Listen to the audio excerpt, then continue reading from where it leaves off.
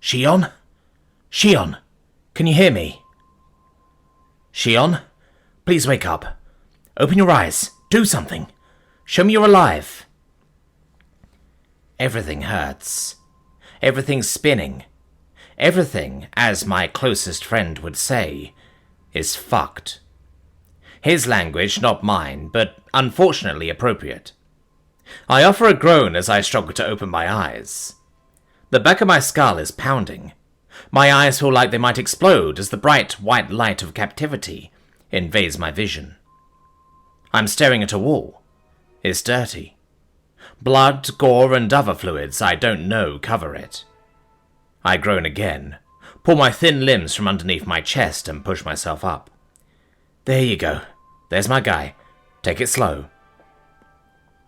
My two legs, another word my friend uses, are wobbly as I push myself into a sit.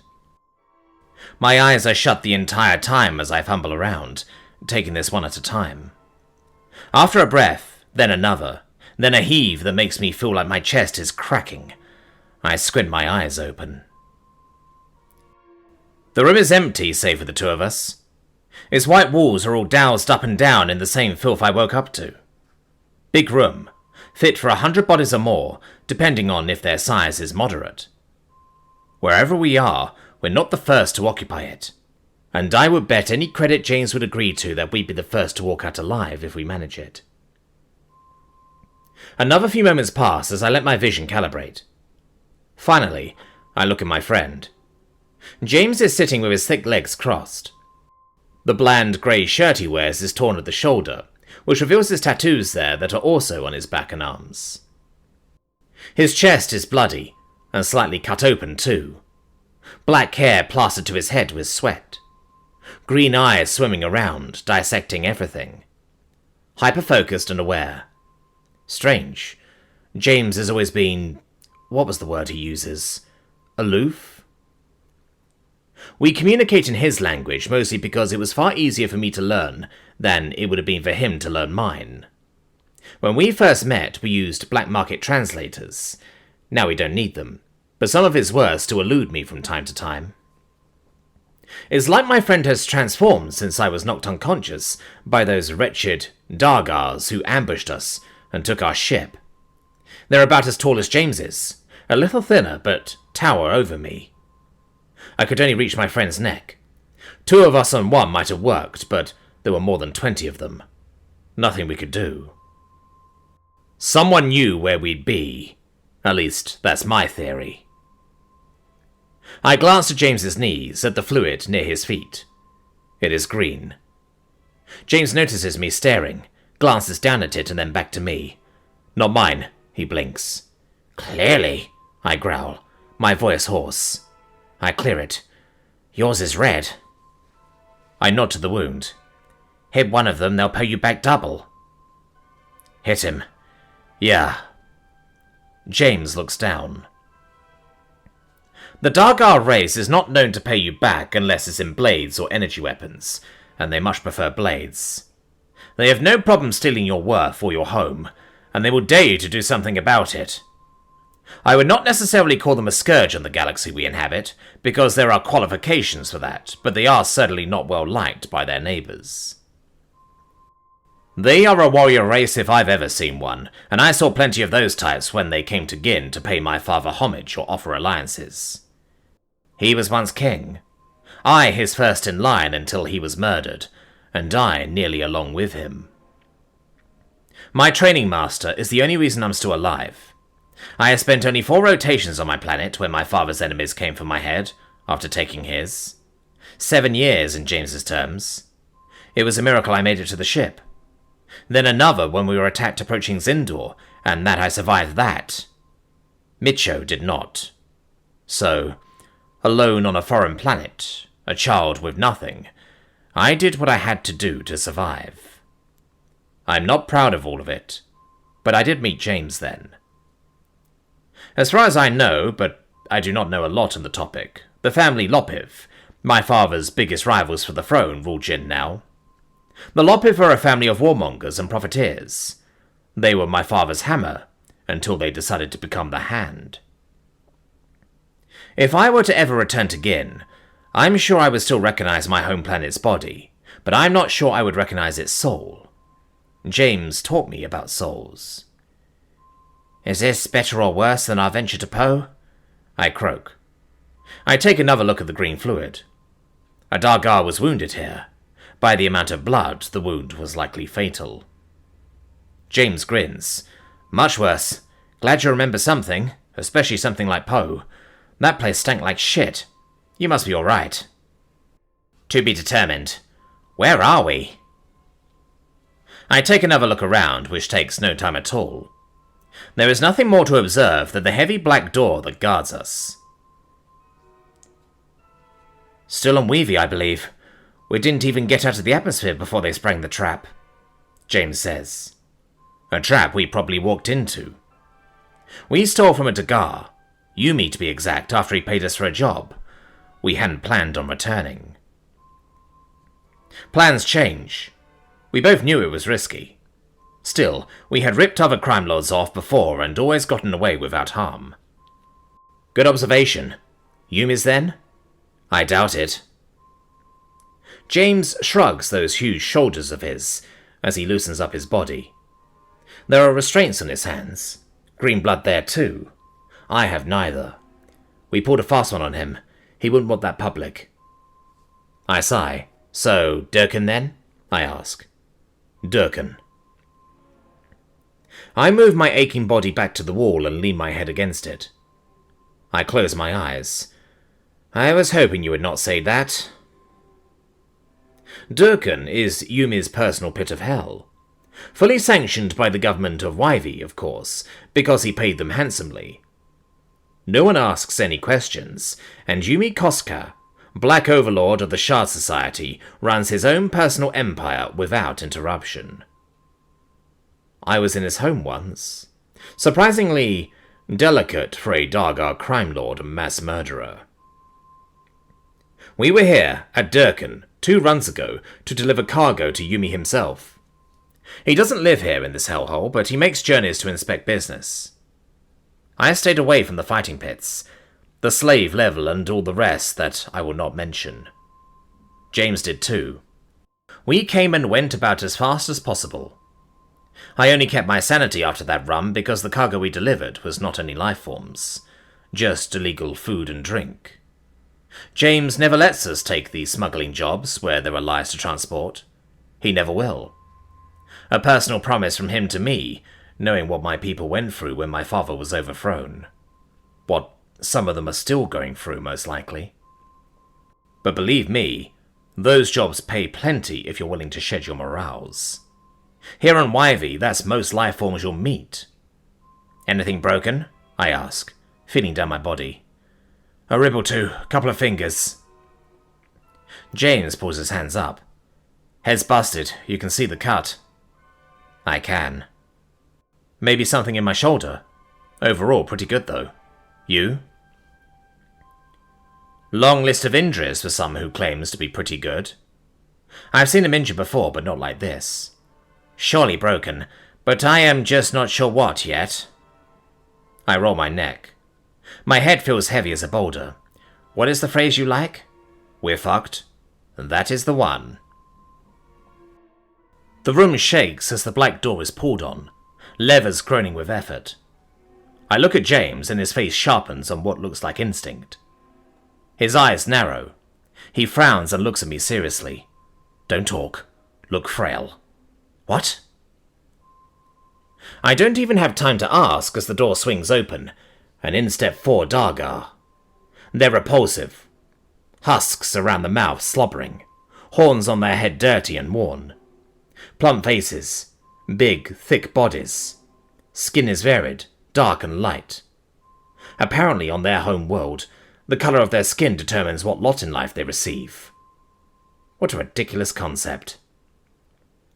The largest of them, this one actually quite a bit bigger than James, leads. His size is rare. Yumi's is big, but I've never seen a Dargar as large as this, other than that. He stops in front of my friend, snarls and kicks him over. As he's falling, James's eyes are locked onto me, daring me to speak. I don't. I just watch as the Dargar leans down and roars spittle into James's face. My friend does not react. The Dargar stands up fully again, looking down at James' torn open shirt. His translator is still around his neck. So is mine. Good, they can understand, a low, growling voice says out of the translator around the big Dargar's neck after a series of grumbles from its mouth. This one is right about in the middle of the Dargar, as far as skin color goes. Not light, not dark. I wonder if that tested his loyalties ever.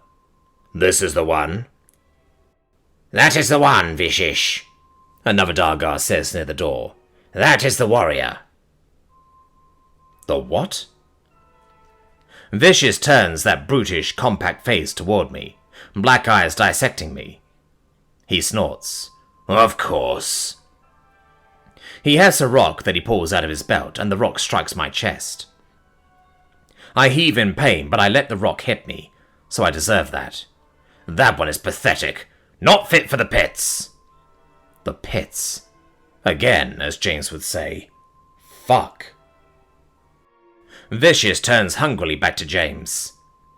But since this one killed one of ours, he has been deemed sufficient for our customs. Yumi has decided he will allow you to fight for your life. Accept or die. Wait, what? James did what? He killed a Dargar? No. Impossible. Not James. He's far too meek for that. Huge as far as I'm concerned, with arms that are as large as my skull, but delicate. He likes to sing songs. He has held weapons, but he's never injured someone before, let alone killed them. Then I think about it a little. We've never had to fight anyone. James is a master negotiator, and he's always kept us out of trouble. But I can't help but see all that Dargar blood on the ground, and all that Dargar blood on James's hands. James offers me a nod, and he stands. Vicious doesn't move, but doesn't strike him down either. James unfolds his huge body, which is no longer huge in front of his ish.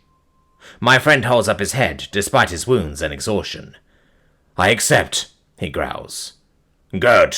You should know, Terran, that we have learned about you in the years since you came under Yumi's employment. Vicious growls. I have heard stories of your race. You are known to be formidable in combat.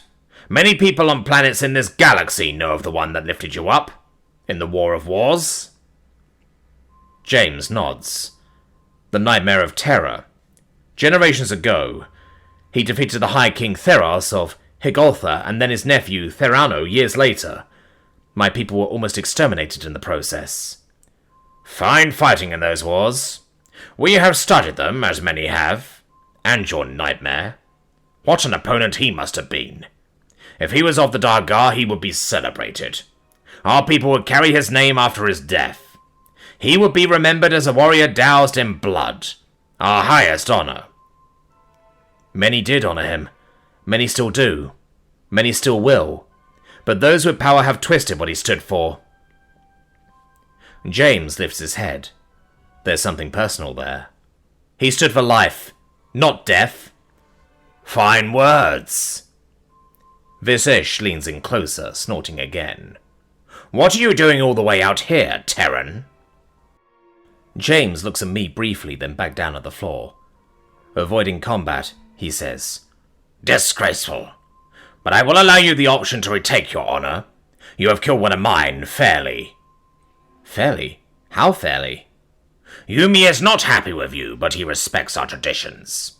Therefore, you are permitted another fight. Such is your life, and by our rule of law. If you win, I will not kill you in this room. You will allow us to leave, James says, his teeth clenched. I will not kill you in this room. Fine. It will be 2 of my Dargar against you and your companion. Visish's entire face tells me he doesn't even want to acknowledge me. So weak I look. I fight alone, James says. He shoots a glare and dares me to disagree. I want to more than anything, but I must trust my friend. He has never led me astray. Then it will be 2 of my Dargar against you. Vizish reaches behind his waist and draws 2 blades. He throws them down onto the floor. Crude weapons. Old, clearly, and a bit rusted, but still sharp. I can tell by the gleam that James showed me. Odd. I never questioned how he knew that. I do now. "Chains!" Vizish roars. A Dargar steps forward and unclasps James's wrists, who rubs the chafed skin angrily. His entire body seems tense. Like it is waiting? For what? Vizish snorts again at me. "You have 1 moment to say your last words. If you should win, I have further instructions for you. When you fall, we will kill your companion. Slowly." James slowly turns his head, his eyes on fire. "So you say," he whispers. Vizish does not know what to say to that, or does not care, so he turns back towards his Dargar, waving 2 of the others forward, into the middle of the room. James retreats toward me. When he's no more than a hand away, crouching over me so the Dargar cannot see my face, I finally let my intelligence out. "James, you will die," I say. "There are 2 of them. We have never fought opponents.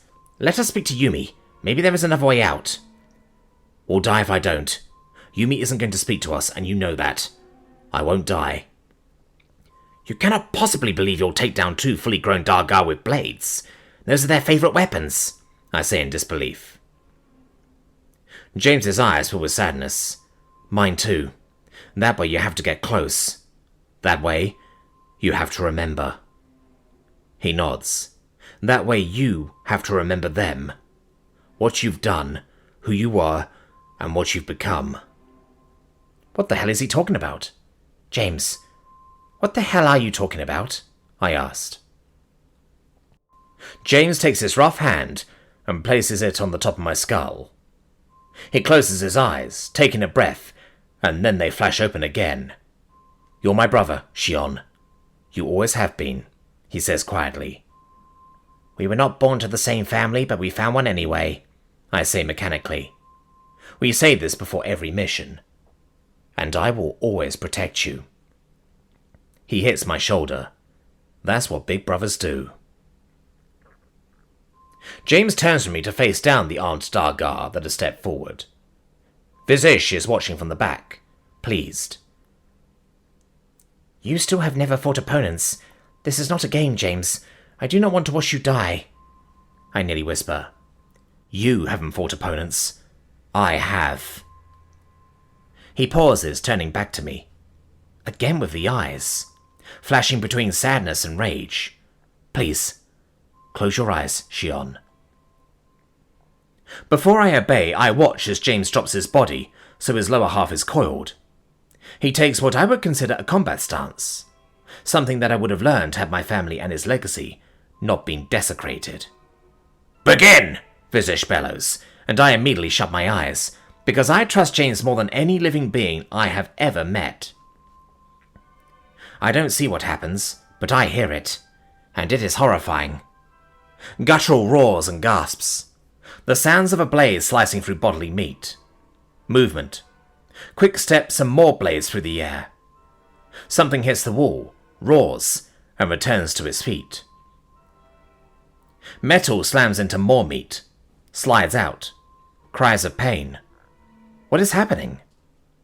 A body thuds as it hits the floor, fluids and insides pouring out, slapping the ground. My mind moves faster than I can even think. What is happening? I almost betrayed James's order and opened my eyes to watch, but a huge thud hits the floor just before a lighter one. A head? Was that a head? Death is happening. That is what it is. "Another!" Vizish yells, this time with actual anger. Something else too. Do I detect fear? Another Dargar bellow. James has to still be alive, right? "James!" I call out. I cannot help myself. "James, are you still alive?" A grunt, a gurgle, a body to the floor. A dark voice answers me, low with a growl. "I'm here, Shion. I'm here," James says. It sounds like he is almost happy. That's him, but he sounds different. like someone else has possessed his body. Enough of this! Vishish roars. Heavy footsteps forward, as he is barreling towards me, right? It's all getting closer. Is James taking on all 4 of them? That cannot be how their ceremonies or customs are properly carried out. That is not fair. But does it matter? Because I can hear James's breath now. It's measured, as he's close to me, beating Vishish away. More grunts. Another gasp. I dare to open an eye. What I see is repulsive. 3 dead Dargar with hideous wounds upon their bodies. One of them is missing its head. And James is there, in the middle of the room, beating Vishish's blade away and bashing the Dargar Lord to his knees. James stands over him, covered in gore, and before I can shut my eyes, he turns to look back at me. I shut my eyes immediately, but I saw it anyway. He knows what I saw. A high-pitched squeal comes next, long and slow as if it's been intentionally drawn out. James is not taking his time. It is here in this moment in which I realize I had my friend all wrong. I did not know him as well as I thought I might have. I am not sure how this is even possible, as Vishish's squeal is silenced. That's it then. 4 dead Dargar, and yet James lives. The Terran lives! What even is he? What lies within that he only just now agreed to surrender himself to? I snap into myself as steps close in on me. Someone bends down, and I open my eyes to look at the ground. James is right in front of me. In the corner of my vision, I see his arm extended. "Come, Shion. It's time we left," my friend whispers to me. "I'll explain everything, I promise." To realize this truth is difficult. My friend, the Terran, is not the prey I once thought he was. He is not prey like I know myself to be. He is a predator, and though I know he would never harm me, I am afraid.